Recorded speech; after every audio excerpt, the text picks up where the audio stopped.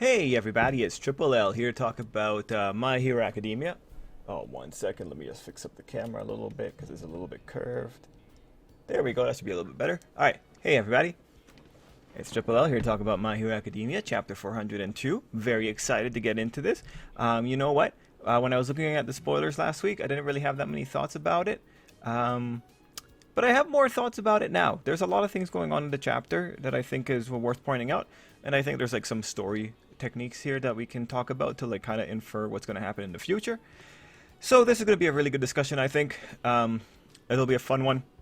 Now, we do need to start with something fairly critical, that being Horikoshi cheapness, although in this case I don't think this is cheapness, I think this is just a mistake. One thing that I've been seeing is that like I haven't been like super pedantic about the art and like little mistakes here and there, but like it's, you know, we're at the end, I'm getting old, I'm getting nicer.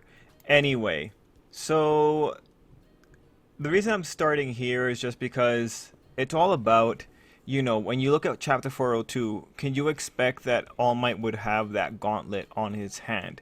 And there's like some things that happen to like force you into thinking that All Might has nothing. So that's why I have to go through this first. So this is one of the pages, your support items, your legs, all you've been giving, all rendered useless, you can fight no longer. So like these lines don't necessarily say that All Might was out of support items. It's more that you have support items, but they're useless. The legs, however, aren't working. So all rendered useless is like, well, they're not working. So, you know, the inference is there. You're biased into thinking that All Might doesn't have any more support items. That's not that bad. You go into this one. This is where the problems begin. Now, what makes it worse is the emphasis on the the left hand. That's like the bigger problem here, because like when someone told me on the stream when we were looking at the spoilers that All Might actually had a gauntlet on the left hand, I was like, is it the left? Because I thought it was the right. Because like if you look at the technique that was going on here, Horikoshi hid the right hand the entire time. So like when you're seeing that the hand isn't showing up, it's because the hand has the plot point. So I expected that there was going to be a trick, but it was going to be based on the hand that wasn't showing up.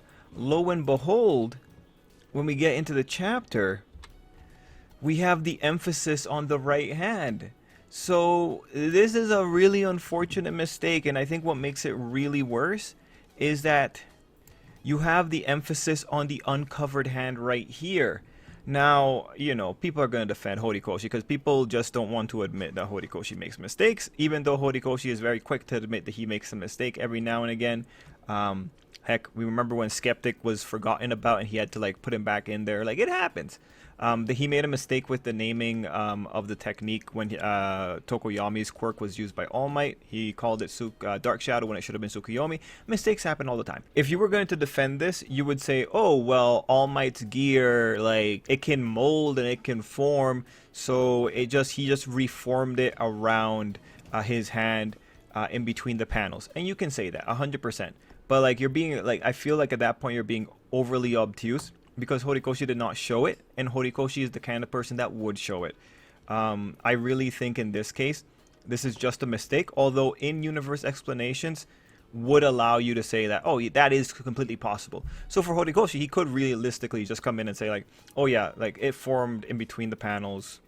But honestly, given him, he's probably more likely to admit that it was a mistake if he hasn't already. I would be very interested in seeing the volume to see if the volume is corrected.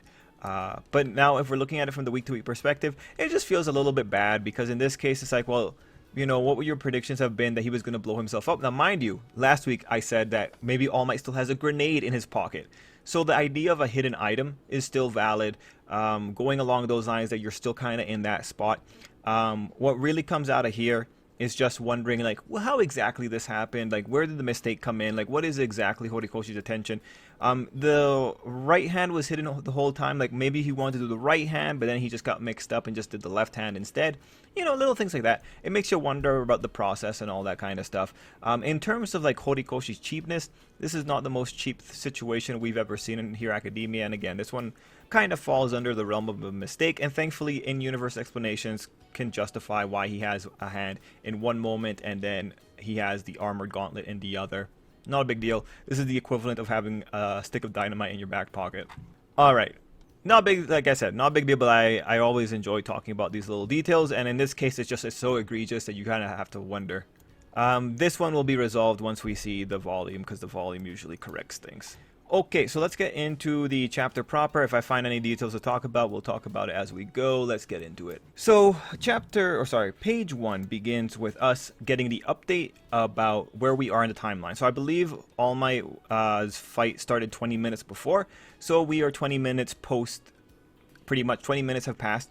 White Despair commenter made the comment that it's amazing that All Might did in 20 minutes what many heroes struggled to do in more than 20 minutes, and that's a worthwhile point. The All Might battlesuit, though, we know at this point there are a few things in Hero Academia that are amazing, that are just like things that you have to have. The All Might battlesuit and Gunhead martial arts. All right, as long as you have those two things, you're probably going to be golden. All right. Anyway, the first page is pretty wasted, other than saying, all right, this is where we are in the timeline. We go into page 2 and 3, we see the update with Yue and all that situation happening over there. The Twices are disappearing. We get probably one of the best Momo shots in the entire series. That is Momo with guns, and actually done in pretty much the Bakugo style. It's Bakugo style because you can see how the wires work, like they connect to like little pieces here. What's really cool here is the affixing method that Momo used. You can see it's just stuck to her body because she didn't fully pop it out. That's pretty cool. This looks like shell casings. Overall, though, I kind of wish this was her the whole time. Because, like, if there was ever someone that you could just unleash war crimes on, it's a clone. Clones don't have rights in Hero Academia. There is no consideration about human life here. They're just clones of a murderer. Like, this is the most guilt-free moment to just start shooting everything. Honestly, Momo should not be in danger from any Twice unless they get around her. If she got her back against a wall, that limits how many people can come at her. If they're all filing in a hallway, they should all be dead. This girl's an infinite, honestly. Other thing that All Might should have done. Oh, she has a cut on her boob. Anyway, what All Might should have done, legitimately, is given her the schematics and let her copy it, because Momo's fabrication rates beat real world fabrication rates. She'd be able to do it. Like this is like an eighth of the way to the All Might battlesuit. Now, one thing here, I do feel very bad for her ears. This girl's gonna be deaf by the end of it. Anyway, this part not really important other than showing us what Momo was doing, which, you know, this gave her like her little version of a battlesuit is pretty good. Okay, so we move into page 4 and 5, and these are still relatively boring pages. And I say boring in the case of, like, they're just status updates. We're not really getting a lot. With Izuku and Shigaraki, what I find really interesting is that Izuku is once again in the sky, because I'm pretty sure last time we left them in, before we got the little cut-in the All Might fight, they were on the ground. So Izuku's been going up and down in the air with Shigaraki. That said, I do like what Izuku is doing, but he's pretty much just, you know, like Izuku, all he's really doing is restraining Shigaraki. Like, the guy's very good at stalling. As Tsukachi says, they've been maintaining a stalemate because Izuku hasn't been able to put the finishing hit. And honestly, Izuku's not going to be able to put in a finishing hit unless Shigaraki, or not Shigaraki, unless Aizawa's there to, like, cancel out some of those quirks. Okay, guys, I'm going to admit something to you guys, because, like, I was very surprised and I forgot the entirety about this. I forgot that this guy had said that he was going to be giving Shigaraki a duplicate copy of his quirk. I completely forgot that. My bad. I don't reread the manga these days, so, like, my bad on that one. That said, I know why I forgot it, because I thought that was stupid. Because it's like, okay, so you're just going to put double will in it. But here's what I'm thinking. As you all know, I'm on a pretty aggressive agenda of All For One's going to get dusted, and then that's going to cement his control over Shigaraki because of weird quirk vestige dynamics, alright? Now, 100%, that idea biased me into forgetting about this stupid version of it, but from like a writing point of view, it makes sense if that is going to be Horikoshi's plan, to put in another plan in there to obfuscate, because then you got, it's pretty much like the same kind of front loading that he did with the All Might prophecy. Like, he biases you into thinking in one direction so that the surprise can come out from a different direction, right? So, like, because with these kind of situations, you kind of already know what's going to happen. So, like, the value comes in subverting forced expectation. And specifically for manga readers and for anime, actually, no, specifically for a lot of people in general, people don't understand that someone can lie to them. This is why there are suckers in the world. But people don't understand that characters can lie to them, or you know, like circumstances can be played with.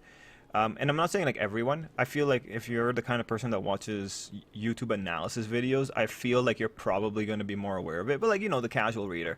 The casual reader usually will just go along with the author's weaving of the world, which allows them to be biased in any particular way, which is not a bad thing. Like, you know, authors rely on that, and like the whole technique is based on the idea that the author can lead you in one direction to pull out a small surprise in another. Anyway, with all that biasing, if we are going into a situation where there is an alternate way for All For One to gain control of Shigaraki that he does not know about, this is the way you would go about doing it, by putting forward this one plan and making everyone believe that this plan is going to happen. The moment that Shigaraki is able to thwart All For One, you get that thing of like, okay, so All For One was not able to accomplish goal A, and then you get the surprise of like, oh, he did not need to accomplish goal A, goal B is the way to go, and you get the surprise value. So, you know, very simple stuff. It's just like front-loading information and making people believe one thing to like avert their attention from another spot. Now, mind you, is that just me trying to like very aggressively cling to my agenda? Yes, it is. I'm biased. All right, like, but that's how I have fun with this. But we'll have to see what happens here. Honestly, this little scheme of putting in a duplicate copy and just loading him up with more All For One vestiges is really funny on a conceptual level. So, yeah, I mean, way to go. Now, again, when I thought about like Shigaraki showing up at All For One, I completely forgot the gloop quirk. So I actually like this. This is a really good way of actually dragging Shigaraki here. In my original thoughts, I just said that Shigaraki is somehow going to show up next to All For One. That would have been the biggest surprise. In my head, I kept thinking like Kurogiri is the only one that can really do it unless Shigaraki leaves the battlefield. But it's like, why would he leave Izuku? But then it's like this. No, this is a really elegant solution. I didn't realize they were so close. I'm still just like, yeah, that was a really elegant solution to get Shigaraki and him in the same spot. We move into things getting interesting. This is some of the most funny stuff I've ever seen. Look at this face, man. So I love that the gloop quirk can just be ignored by shutting your mouth. It's so elegant of a solution, and it's like, yeah, most people wouldn't think to hold all the vomit in their mouth. I mean, how many of you have vomited in your mouth and then swallowed it back in? Look at Shigaraki, man. Look at him. He's bulging. Next time you're at the club and you're about to hurl, think about Shigaraki and think about if he could do it. Why can't you punk? Anyway, yeah, no, man. This is pretty funny. The face is amazing. That face is amazing. This is a really good moment, a little bit of comedy. Yeah, no, 100%. That was genius. Good for the author. Wow. This is a really fun chapter. Good things keep on rolling. You have All For One acknowledging that his consciousness was swallowed up. He doesn't really care because he still thinks he'll be able to win the situation by double loading Shigaraki with another bit of All For One consciousness. So then we go into, of course, All Might having the gauntlet, and we go into that really like brutal scene of All Might dangling upside down. Now, first, he looks so happy. He looks so happy. And then over here, he looks so creepy. People pointed out that it's probably all the light that he's giving off that is making him look like this, but it really works. Anyway, we have All Might. He's dangling. This was actually a really brutal scene. I feel like, honestly, this can be really iconic. You don't really usually get really humiliating damage depictions.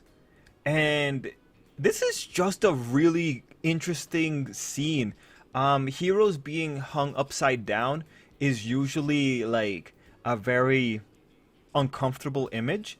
The gleefulness of the child there really works. The batterness of All Might's body, the way that the author drew it, and the reason I think heroes upside down is a little bit weird is because like I keep thinking of like Saint Peter because I'm pretty sure he was crucified upside down, but this is just an ultimate insult to injury. I really think this could have been an extremely iconic shot if it had gotten a full page and not like three, not divided into 3 slides here. But yeah, no,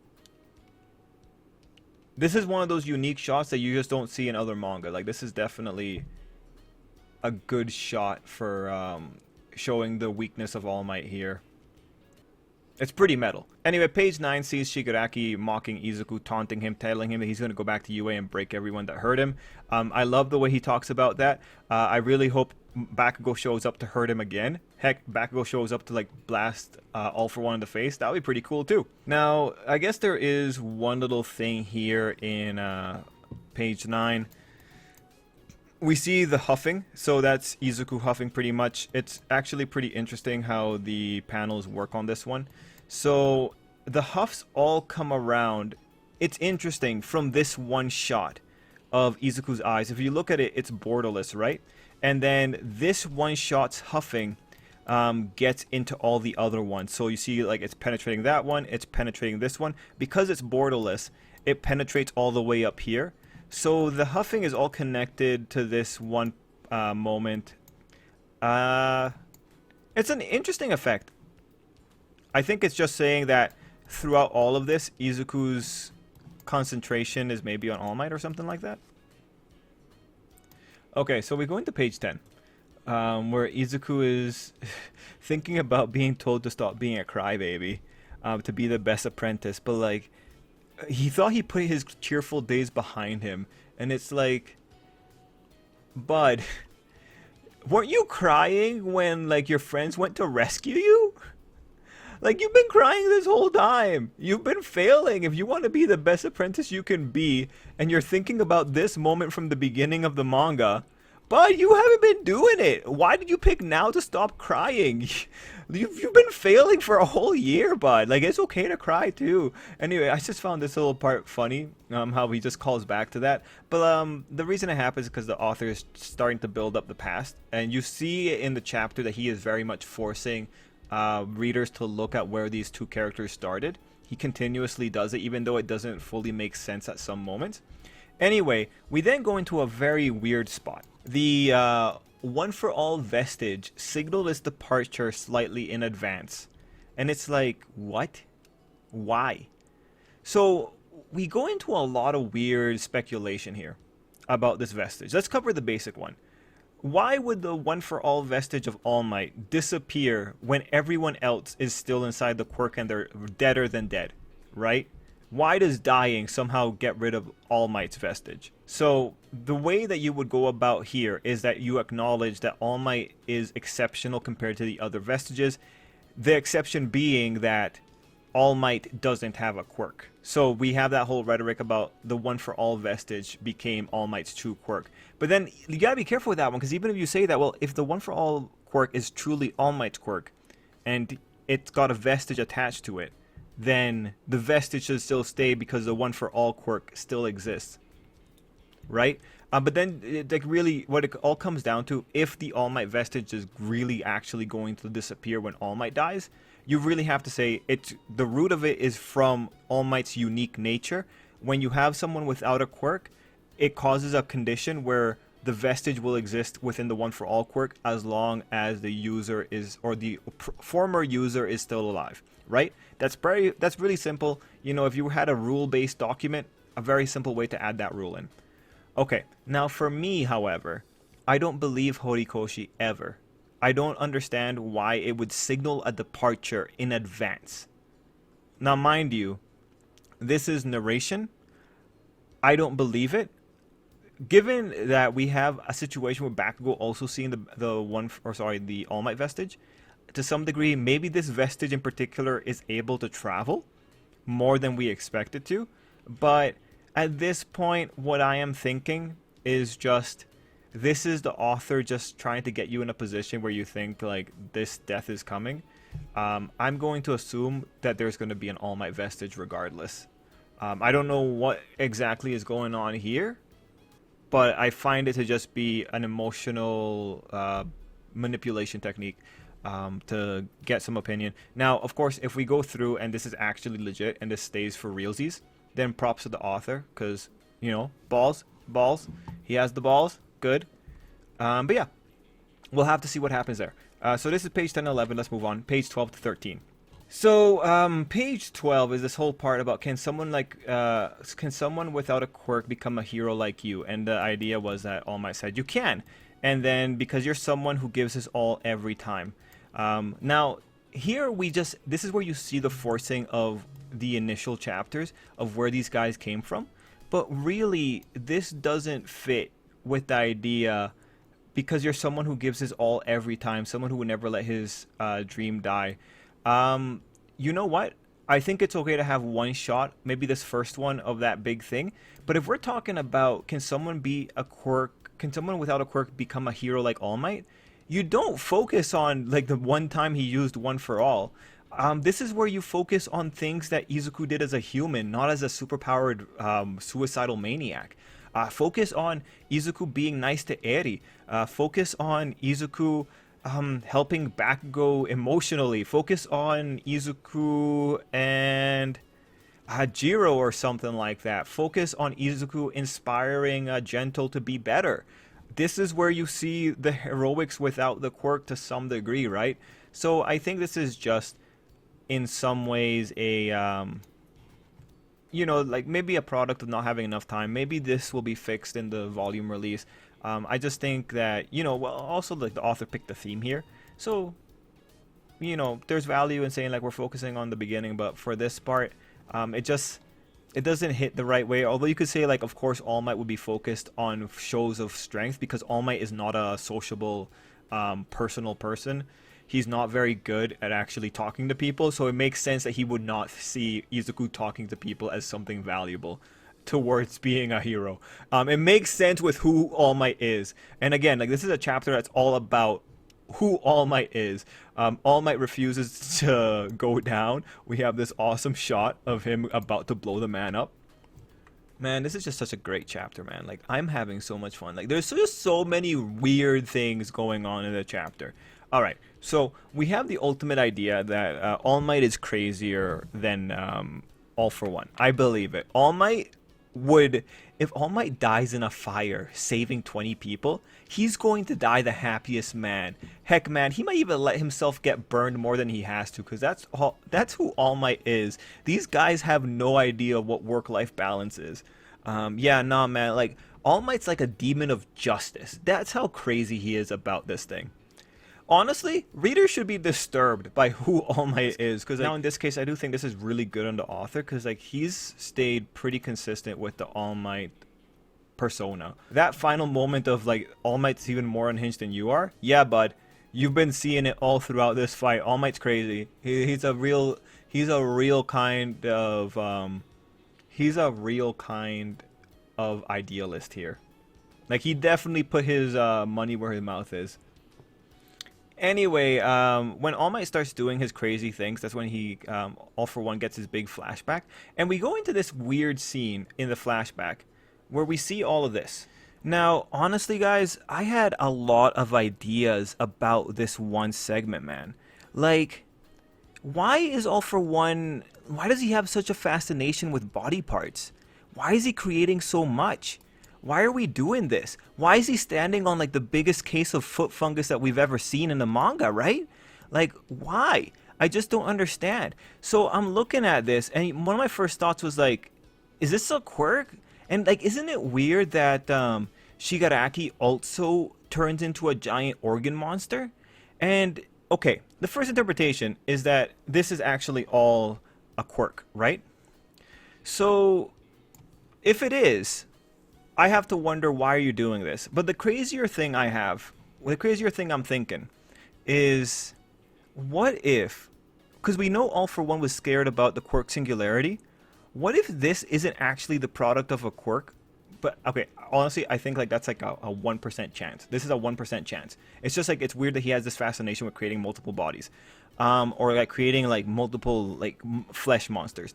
Anyway, what if this is a side effect of having so many quirk factors that they're always trying to rip out of your body? Now, mind you, the thing that like stands against that is that All for One is not producing them the way he is. It'd be very strange for him to be producing it from his feet right here, right?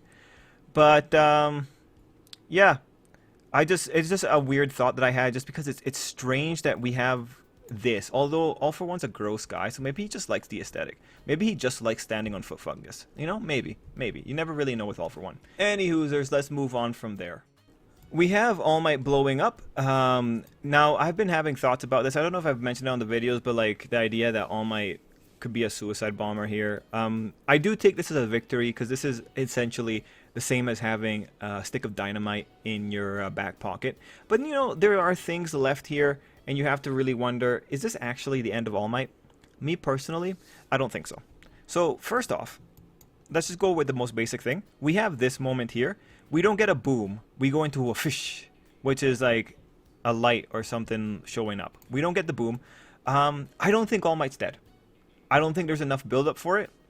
Maybe next chapter is actually showing his death, but there's a lot of things that can happen here that, like, All for One could cancel the explosion. All Might could survive this with like his hand missing. The thing here is, and there's a lot of things playing into this. First, the Night Eye prophecy. The Night Eye prophecy stated that All Might was going to die in a really gruesome way. This isn't gruesome. This is pretty heroic.